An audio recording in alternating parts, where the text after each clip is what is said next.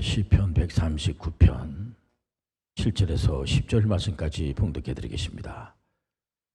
내가 주의 영을 떠나 어디로 가며 주의 앞에서 어디로 피하리까? 내가 하늘에 올라갈지라도 거기 계시며 수월에 내 자리를 펼지라도 거기 계시니이다. 내가 새벽 날개를 치며 바다 끝에 가서 거주할지라도 거기서도 주의 손이 나를 인도하시며 주의 오른손이 나를 붙드시리이다. 아멘. 옆분하고 한번 인사할 때 여호와 살롬 이렇게 인사하겠습니다. 오늘은 그 하나님의 열정의 감탄, 하나님의 열정의 감탄이라고 하는 제목으로 은혜를 나누겠습니다. 요즘을 상담 시대라고 그래요. 이 할아버지부터 손자까지 보게 되면 시대별로 농경시대, 그 다음에 이제 그 농기구나든가 산업기계가 이제 발달이 되면서 산업시대가 열어지게 되지 않습니까? 이 산업시대 때는 그런 기술을 배우기 위해서는 학교 가서 배워야지 됩니다. 이러다 보니까 학력시대라고 그래요.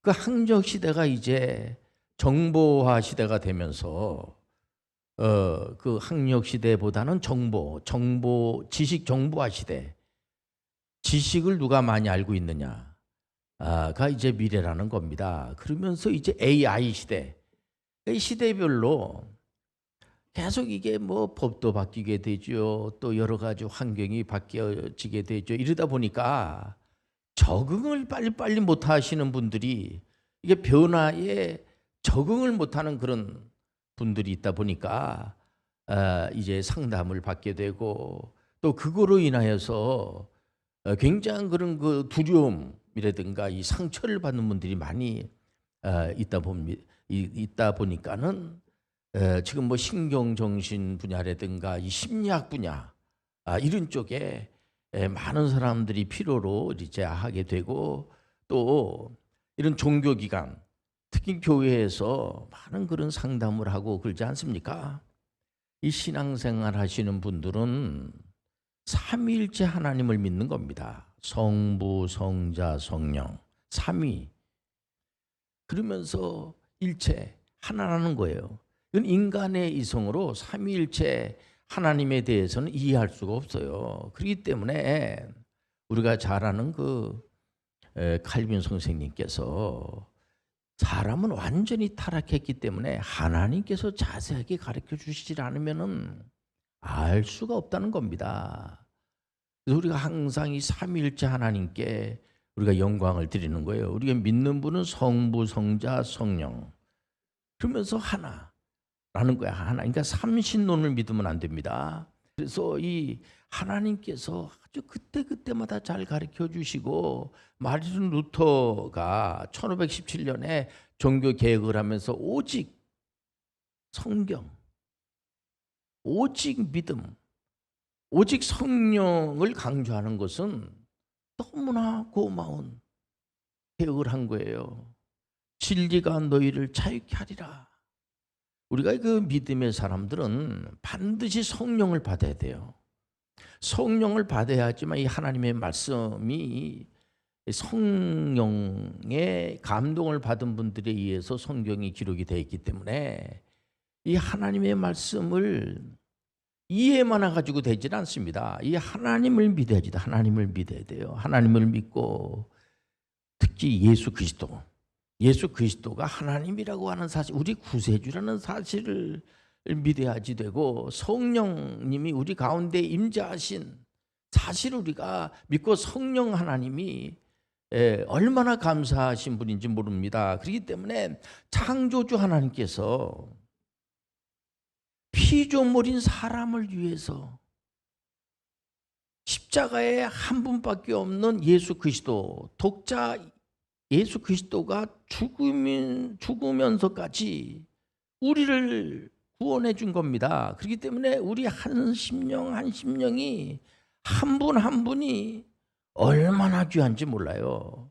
악한 것들이 머리털 하나 건들 수 없도록 우리 하나님께서 다 돌봐주시고 푸른 초장으로 인도해 주시고 그러기 때문에 하나님의 그 열정에 많은 분들이 감탄을 하는 겁니다. 성경적 역사는 진실된 실제입니다. 거짓이 없기 때문에 하나님의 그 열정, 많은 여러분들 종교가 있죠. 종교가 있지만은 이렇게 하나님의 열정을 통하여서 우리가 감동을 받게 되는 거예요. 구약 성경에 보면은 동방의 의인 하면 누굽니까? 동방의 의인. 여러분들 잘 알다시피 욥이잖아요. 욥이라고 하는 분은 아브라함 때 그때 족장 시대에 얼마나 신앙생활을 잘하고 하나님을 경외하고 의인이니까 당대 의인이에요. 그러니까 우리 하나님으로부터 인정을 받은 그런 분입니다. 사탄이 이렇게 두루 다니다가 왔어요. 그래서 하나님께서 이제 사탄에게 이렇게 하나님을 경외하고 흠이 없고 이런 욥을 너 알지 않느냐 그랬더니 이 사탄은 참소하는 자잖아요. 응? 시기하고 미워하고 아이고 하나님 욥이 가정사도 좋고 또 하나님께서 물질을 주셔가지고 큰 재벌이고 이러니까는 이제 욥이 하나님을 경외하지. 저 친구도 아마 재산을 뺏어가고 가족이 엉망이 돼버리면은 하나님을 아마 욕할 겁니다. 이러니까 우리 하나님께서 사탄한테 몸만 해하지 말고 그러면 한번 연단 좀 해봐라. 그리고 연단에 들어가게 되잖아요. 그래서 우리 믿음의 사람들이 고난을 당한다고 하는 것은 어떻게 보면 저주가 아닙니다. 우리 믿음의 사람들이 고난을 면제받지 않습니다. 학교 가서 공부하는 학생이 학교를 안 가, 나 학교 안 가, 나 공부 안 해. 그러면 그게 되겠습니까? 그러니까 우리 하나님께서 사탄이 연단시킬 때에 그 부인은 이제 뭐 재산을 다 잃어버리고 가족들도 다 잃어버리고 하니까 그 부인은 하나님을 저주하고 막 죽으라고 하고 아직 그때에 흔들리지 않습니다. 욥기서는 1장부터 42장까지 있지 않습니까?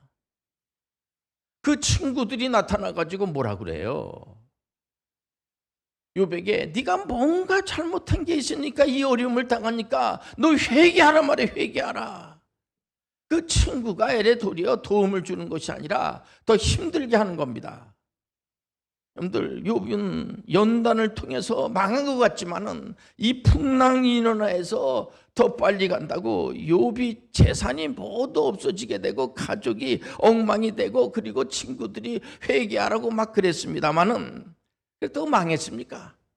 망했다고 망한 것이 아니고 우리 하나님께서 연단을 통해서 하나님의 열정의 연단은 욥기서 42장 12절에 보니까는요 여호와께서 욥의 말년에 욥에게 처음보다 더 복을 주시니 그가 양 14,000과 낙타 6,000과 소 1,000겨리와 암낙이 1,000을 두었고 전보다 갑절의 축복을 받는 정말 갑부가 돼버렸어요. 우리 하나님 믿는 분들은 이런 말씀을 우리가 읽으면서 이 말씀을 우리 하나님이 왜 주셨어요? 이스라엘 백성들이 여러분들 잘 알다시피 이스라엘의 그 북이스라엘이 망하고 남유다가 완전히 망해가지고 바벨론 포로로 붙잡혀가게 되는 겁니다. 신앙생활을 제대로 하지 못하고 맨날 우상 앞에 절하고 뭐 이러다 보니까 이 사람들이 전부 다 바벨론으로 포로로 붙잡혀 가는데 포로로 붙잡혀 가게 하신 분이 누구냐? 우리 하나님께서 그렇게 연단시킨 겁니다. 70년 동안 온갖 고생을 다 하면서 요 하나님은 과연 우리가 믿는 요 하나님은 어디 계시는가? 하나님 믿는 사람들이 우상 숭배하는 데 가서 그거 허드렛 일 하고 있고 온갖 진짜 지옥을 다 당하면서 어려움을 당하고 그 하나님의 손에 다 있는 거 하나님께서 연단시킨 겁니다. 이런 말씀을 왜 줍니까? 욥기서에 있는 말씀을 왜 주십니까? 하나님의 백성들은 하나님의 열정을 통하여서 욥이 감탄을 하는데, 내가, 욥은 본래 신앙생활을 잘했던 분이에요. 이런 분인데 연단을 받고 난 다음에 내가 하나님을 귀로만 듣던 하나님이지만 이제 눈으로 보는 하나님이 됐습니다. 이런 고백을 하는 겁니다. 하나님 믿는 사람들은 절대로 망하지 않습니다. 하나님께서 망하게끔 하지 않습니다. 동방의 의인 욥이 평상시에도 실력이 좋았죠. 이분이 실력이 좋았는데 연단을 통해서 회개하라고 이제 뭐 친구들이 자꾸만 막 그렇게 막 몰아붙이고 실수한 거죠. 그럼에도 불구하고 욥이 다 그 친구들과 다시 좋은 관계를 맺으면서 수준 높은 더욱 큰 인물이 되는 것을 볼 수가 있어요. 이거 하나님이 하신 겁니다. 저는 우리 교회 우리 청년들이 이제 군대 갈 나이가 돼가지고 주로 이제 해병대 장교로 많이 가고 있는데, 제가 해병대 그 사령부에 너무 고마운 생각이 들어요. 여기서도 우리 청년들이 잘 신앙생활도 잘하고 반듯하게 이렇게 잘 이제 공부도 하고 해서 대학을 졸업을 하고 해병대 장교가 가지고 아주 더 늠름해지고 그 같이 그 군생활하는 그런 분들로부터 인정을 받고 하는 걸 볼 때 얼마나 감사한지 몰라요, 진짜. 우리가 어디 가서 연단을 받고 하는 것을 두려워하지 마셔야 돼요. 그걸 통하여서 더 빨리 더 성숙한 그런 사람들이 된다는 겁니다. 이 성경 인물 중에서 역사적으로 이스라엘의 그 왕들은 여러분들 알다시피 42명 있지 않습니까? 42명. 그 42명에 대해서 열왕기 상하라든가 역대 상하를 보면은 이분들에 대해서 평가해요. 왕들에 대한 평가입니다. 뭐 다른 얘기도 있습니다만은 대체적으로 왕들에 대한 평가인데, 기준이 뭐냐? 이분이 과연 여호와 하나님의 말씀대로 의를 행하고 하나님 말씀대로 잘 신앙생활을 잘하고 했는가 안 했는가로 기준이 딱 그렇게 돼 있어요. 근데 이 왕들이 42명이나 있지만은 북이스라엘의 왕 19명은 하나님을 섬기지 않고 한마디로 우상 앞에 절하고 아주 악한 왕들로 이렇게 기록이 돼 있어요. 이 성경은 거짓이 없기 때문에 있는 그대로 기록해놨습니다. 남유다에도 왕들이 20명이나 되지만은 몇 분의 왕을 빼놓고는 대체적으로 좀 문제가 있어요. 그래서 여러분들, 이 다윗은 얼마나 신앙생활을 잘하고 하는지, 이분은 다윗은 뭐 가진 게 없죠, 이분요. 그리고 뭐 그 당시에 배경이 별로 안 좋습니다. 별로 인정도 받지 못하고 이런 분이지만은 그러다 보니까 그냥 하나님이 전부인 거예요. 다윗은 그냥 하나님의 열정에 박수치고 하나님 없으면 못 살아요. 하나님의 은혜 가운데서 감탄하는, 하나님의 열정에 감탄하시는 분이 바로 다윗입니다. 하나님은 다윗 왕에 대해서 모든 것을 다 아세요. 다 아시는데 다윗 역시 하나님이 나에 대해서 다 안다는 사실이 참 신기한 겁니다. 시편 139편 1절에 보니까 여호와여 주께서 나를 살펴보셨으므로 나를 아시나이다. 2절에 보니까는 주께서 내가 안고 일어섬을 아시고 멀리서도 나의 생각을 밝히 아시오니. 여러분들 부모님들도 멀리서 봐도 자기 자녀를 알아요. 한 번은 저한테 어느 분이 상담을 하면서, 목사님, 제가 섭섭한 게 많습니다. 우리 아이가 시골에서 자라가지고 이제 서울에 와가지고 이제 대학에 가서 이제 공부를 잘하고 이제 이 시골에서 이제 과거에는 그렇지 않았습니까? 요즘에도 뭐 인서울 보내려고 하는 사람들이 많아요. 그러니까 제 자녀를 위해서 내가 참 배운 게 없어요. 그래서 우리 아이를, 애가 공부를 잘했어요, 이러면서 그 대학을 보냈는데, 한 번은 우리 아이가 시골에 내려와서 버스 정류장에 이렇게 있는데 저는 한 번에 눈을 알아봐서 이렇게 이름을 부르는데 외면하면서, 자기를 외면하면서, 그래서 제가 못 알아들었나. 근데 얘가 자꾸만 나를 피하고 외면하고 그래요. 굉장히 섭섭합니다.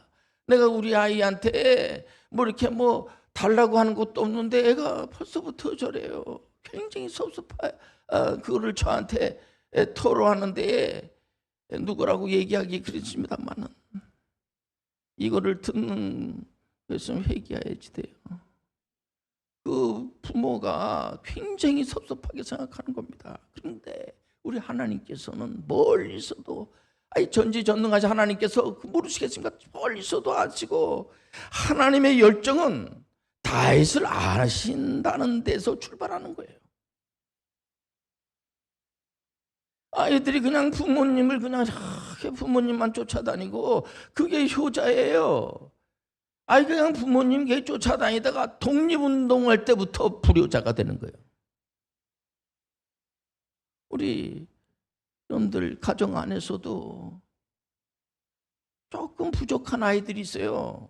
요즘 이제 자녀들을 많이 안 낳습니다만은 보통 뭐 6명, 7명 이렇게 있지 않습니까? 그러면 그 6명, 7명 되는 그 자녀 중에서 좀 약한 자녀들에게 부모님들은 마음이 가는 거예요. 저도 이제 어렸을 때 제가 몸이 좀 약해서 이러다 보니까 저 육신의 어머니께서 첫 밖에 모르는 겁니다. 몸이 약하니까.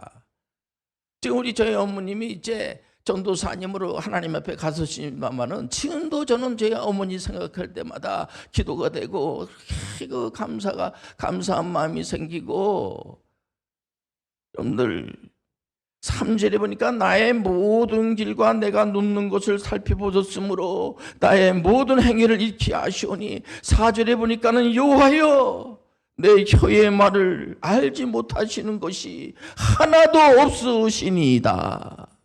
그래서 다윗이 그저 기도라는 겁니다. 기도면 하나님이 다 들으시고 다 응답해 주시니까 다윗은 평생을 전쟁터에서 보냈어요. 수많은 사람을 죽였습니다. 수많은 죄를 졌겠죠. 죄가 많은 곳에 은혜가 많은 거예요. 다윗은 그냥 그래서 하나님께 찬송을 드립니다. 시편 103편 1절에 보니까 내 영혼아 여호와를 송축하라. 내 속에 있는 것들아 다 그의 거룩한 이름을 송축하라. 2절에 보니까 내 영혼아 여호와를 송축하며 그의 모든 은택을 잊지 말지어다. 3절에 보니까 그가 내 모든 죄악을 사하시며 내 모든 병을 고치시며. 그러니까 다윗은 하나님과의 관계성 지수가 100에 100. 왜 변화의 세상에 적응을 못하느냐? 관계성 지수가 자꾸만 떨어지니까요. 요즘 우리 여기서 홈스쿨 하는 아이들이 공부를 잘한다고 그래요. 그건 다른 게 아니라 제가 이 아이들한테 틀린 답을 외우게 하지 않습니다. 맞는 것만 자꾸만 이 안에 나오는 얘기가 전부 하나님의 말씀이라든가 긍정적이고 참 또 그 얘기를 듣고 싶고 이 안에 생수가 자꾸만 나오는 그런 사람이 있는가 하면은 이건 뭐 대화 나누기가 거북스러울 정도로 얘기만 나오면 그냥 이 안에서 안 좋은 게 자꾸만 막 나오는 겁니다. 저주와 절망과 좌절과 시기와 미움과 마치 여기 사탄이 야동방에 의인이 있어. 욥이라고 하는 친구가 참 하나님을 경외하고 의로운 자고 그러니까 사탄이 바로 참수하잖아요. 그 조사해봐야지 돼 그거. 여러분들 사람은 완전한 사람이 없어요. 다 죄인이야. 우리가 구원받는 것은 오직 하나님의 은혜로 구원을 받는 거예요. 그래서 종교개혁자들이 고마운 거예요. 오직 은혜로. 성경이 어디 우리가 여러분들 어떤 누구도 하나님 앞에서 의로운 자가 하나도 없다고 그러잖아요. 로마서에 보면 의로운 자가 하나도 없습니다. 그렇기 때문에 예수 그리스도가 필요한 거예요. 예수 그리스도가 존귀하신 분이에요. 우리의 구세주는 오직 예수 그리스도밖에 없어요. 예수 이름으로 나갈 때 흑암의 권세가 물러나고. 그렇기 때문에 그저 내가 나된 게 나 하나님의 은혜라고 생각을 하고 그야말로 그냥 침상이 젖을 정도로 다윗은 눈물로 기도를 하면서 하나님의 그 열정에 감탄을 하는 겁니다. 그래서 모든 이 개혁계에 우리가 지금 믿는 하나님은 우상 숭배하는 그런 게 아니에요. 범신론적인 하나님이 아니에요. 우리가 믿는 하나님은 오직 오직 하나님의 은혜로 구원을 받고 우리가 하나님 앞에서 자랑할 수 있는 게 하나도 없어요. 그냥 하나님의 은혜입니다. 다윗의 생애를 보면은 그야말로 이것은 인생이다. 가끔 무슨 드라마나든가 이런 거 보면은 이것은 인생이다. 정말 다윗의 그 사문요, 인생 진짜 이것이 바로 인생이다. 이분이 그 나라가 풍전등화 같은 그런 가운데 있을 때 나라를 구한 애국자인데 그 사울 왕이 다윗을 죽이려고 그래. 그 남도 아니잖아요. 자기 장인어른이잖아. 장인어른이 그냥 죽이려고 그런 겁니다. 얼마나 억울하겠어요. 그럼에도 불구하고 다윗은 원망하지 않고 하나님의 열정에 다윗은 그냥 감탄만 하는 겁니다.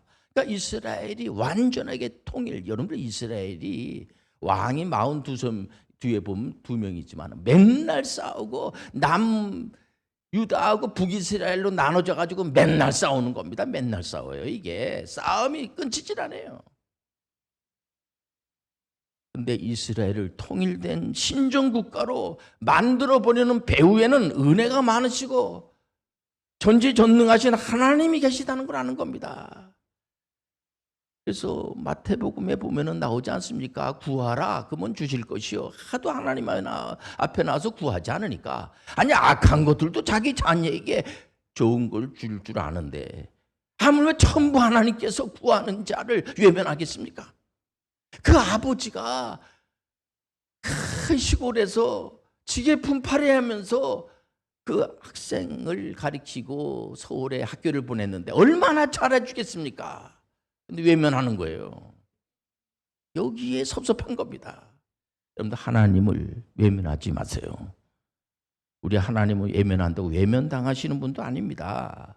여러분들 개혁자 장칼뱅은 스위스 제네바에 가가지고 하나님 닮은 토성으로 만드는데 여러분들 이 칼뱅 선생님은 장로 교단을 이제 하신 분이지 않습니까? 근데 이분은 프랑스 사람이에요. 그렇기 때문에 스위스에 가가지고 이 제네바 스위스의 제네바 하나님의 토성으로 만들어 주세요. 이거 쉽지 않은 겁니다. 그거. 장칼뱅의 영향을 받은 네덜란드의 아브람 카이퍼는 네덜란드를 하나님의 나라 영역 주권을 선포하면서 아브람 카이퍼는 목사님이었어요. 이분은 엄청나게 머리가 좋으신 분이에요. 하나님의 지혜를 받으셔서 목사님이지만은 나중에 이분이 수상이 됐는데 많은 사람들이 존경하고 지금까지도 이분을 귀하게 여기고 존 낙스는 스코틀랜드를 하나님의 나라로 만들어 주세요. 이거는 하나님의 열정이 아니면은 될 수가 없어요. 하나님의 열정에 우리는 감탄을 하는 거예요. 지금도 수많은 분들이 정치, 경제, 문화, 국방, 교육 여러 분야에서 하나님의 주권 영역을 믿고 사역하는 분들이 얼마든지 많아요. 예수님께서 직접 하신 말씀이잖아요. 요한복음 14장 12절에 당신들은 내가 하는 거 다 할 수가 있고 나보다 더 큰 일을 할 수가 있고 이 하나님의 그 사역, 하나님의 사역을 우리한테 위임해 주는 기적의 위임입니다. 여러분들 우리가 잠깐 있다가 가는 이 세상이지만은 가기 전까지 하나님의 영광을 위해서 선교 명령과 문화 명령을 잘 준행하시길 바랍니다. 하나님의 열정은 우리를 가만 내버려 두지 않으세요. 우리가 하나님의 열정에 감탄을 하는 겁니다. 기도하겠습니다. 하나님 아버지, 하나님의 열정에 우리 모든 믿는 사람들은 감탄하면서 박수를 보내는 분들로 거듭하게 도와 주옵소서. 예수님의 이름으로 기도합니다. 아멘.